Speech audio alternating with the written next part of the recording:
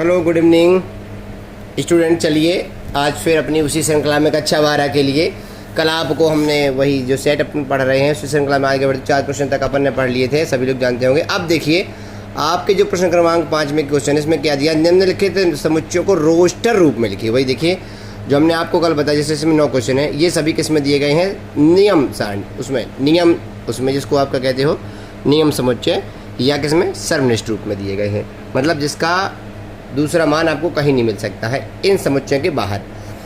Roster form में हमने आपको बताया था कि मतलब आपकी जो संख्या है वो अर्धविराम के रूप में रहती हैं और संख्याओं की पुनरावृत्ति नहीं होती है और सबको मझले कोष्ठक में लिखा जाता है। तो चलिए उस श्रृंखला में देखिए सबको रोस्टर फॉर्म में लिखना है। तो नंबर 1 में चलती है, ए बराबर दिया है x एक पूर्णांक है और -3 से छोटा नहीं होना चाहिए या उसके बराबर चल सकता है, लेकिन x जो है हर हाल में ये देखिए सिर्फ 7 से छोटा हो, उसके बराबर भी नहीं, सिर्फ 7 से छोटा। तो देखिए आपको क्या लिख देना है इसमें, सभी जानते हो बहुत ही ईजी क्वेश्चन है कि जो अपने पूर्णांक मतलब प्लस की संख्या माइनस की संख्या भी, तो एक साइड अपना x क्या है -3 तक हो सकता है। तो आप चूँकि हम जानते हैं कि चूँकि -3 -2 -1 0 1 2 3 4 5 6 सिर्फ 6 तक लिखेंगे, लेकिन इस साइड -3 से क्यों, क्योंकि अपना देखिए बराबर और छोटा लगा है, इस साइड सिर्फ लेकिन छोटा लगा है। यहाँ पे बराबर लगा होता तो आप 7 भी शामिल कर लेते।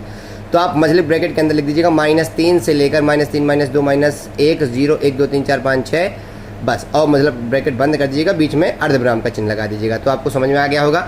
दूसरा देखिए जो सेट बी है, कह रहा है दूसरे नंबर में कि b बराबर x एक संख्या है, 6 से कम एक प्राकृतिक संख्या, तो 1 से लेकर आपको 5 तक लिख देना है जो सभी, क्योंकि आप जानते हो कि 1 से लेकर जो सभी अनंत संख्या है वो प्राकृतिक संख्या मानी जाती है। तो 1 से 5 तक की संख्या आपको लिख देना है, क्योंकि 6 से कम कह रहा है। यदि कहता है 6 से कम या 6 के बराबर, तो 6 तक की संख्या हो जाती।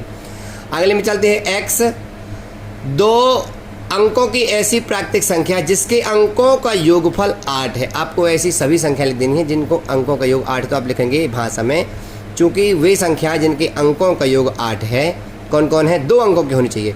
तो देखिए 17 26 35 53 62 71 और 80, इनमें सभी में 2 अंक है और सभी के अंकों का योगफल 8 है।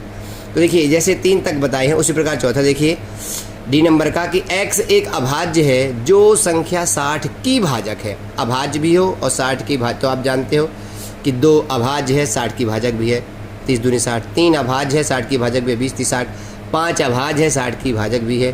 तो 2 3 5 इनके अलावा हमें लगता है कोई भी ऐसी अभाज्य नहीं है जो संख्या अभाज्य भी हो और 60 की भाजक हो। तो देखिए उसी प्रकार आपको यहाँ तक ये 5वां 6वां 7वां 8वां 9वां सब बताना है, फिर आपको कमेंट में बताना।